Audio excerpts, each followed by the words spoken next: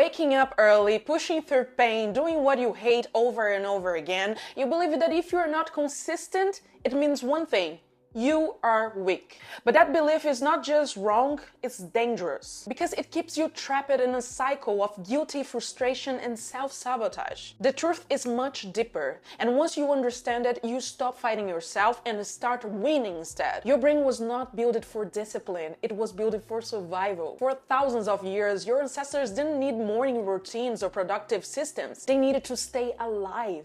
So the brain evolved it with one simple priority: save energy, seek reward, and avoid risk. That's it. Which means when you choose Netflix over working, when you scroll instead of study, or when you skip the gym, you're not broke. You're functioning exactly as designed. Now here's the problem. Modern life demands the opposite. You are expected to be focused, consistent, productive, to sacrifice now for results that come much later. So you end up in a silent war, your biology versus your ambition. And every time you rely on willpower, you are trying to override millions of years of programming with motivation, and motivation doesn't last. That's why you start strong and then you fall off again and again and again. Not because you lack discipline, but because you were playing the wrong game.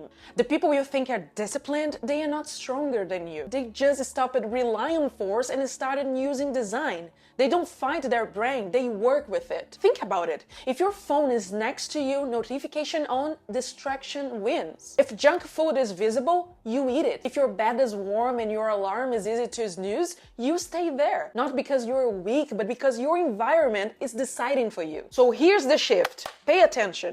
Behavior is not controlled by willpower. It's controlled by what's easy. Your brain always chooses the path of least resistance. So if the wrong behavior is easier, that's what you will do every time. That's why real change doesn't start with motivation. It starts with engineer your environment. Make the good behavior obvious. Make the bad behavior invisible. Make the right action easier than the wrong one. Want to read more? Leave the book on your pillow. Want to stop scrolling? Remove the apps. Want to work out? Put your clothes next to your bed. This is not discipline, it's a strategy. And it gets even more powerful because you don't need to build habits from zero. You can attach them to habits you already have. This is where everything changes. Every day you already run automatic routines. Wake up, check your phone. Eat, watch something. Sit, scroll. These are loops and you can hijack them. Instead of forcing a new habit, you can anchor it to an existing one. For example, after brushing your teeth, 2 minutes of journaling. After coffee, open your laptop.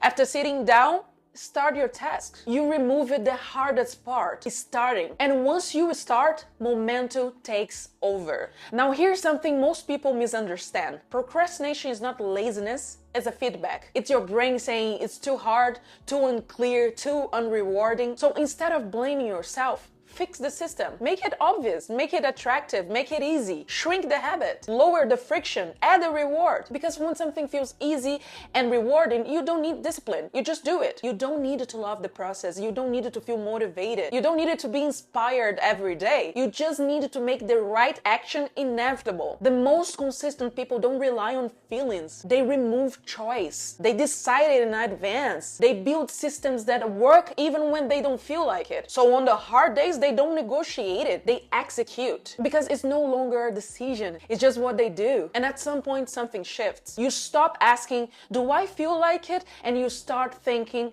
this is who I am. And that's the final level, identity. Every small action you take, it's a vote for the person you are becoming. You work out, you become someone who shows up. You focus, you become someone who executes. You follow through, you become someone reliable. And the more you repeat it, the more real it becomes. Discipline is not the goal, it's the side effect of a system, of an environment, of an identity. So now you have a choice. Keep blaming yourself or redesigning your life.